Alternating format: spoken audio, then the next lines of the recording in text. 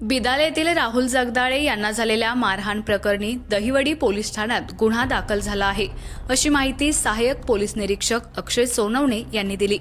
गेल्या 2 दिवसांपूर्वी मान तालुक्यातील बिदाल येथे सोशल मीडियातून व्हायरल झालेल्या पोस्टच्या कारणावरून राहुल जगदाळे यांना मारहाण झाली होती। यात त्यांना दुखापत झाली होती। त्यांना उपचारासाठी रुग्णालयात दाखल करण्यात आलं आहे। जखमीची अक्षय सोनवणे यांनी तात्काळ दखल घेतली।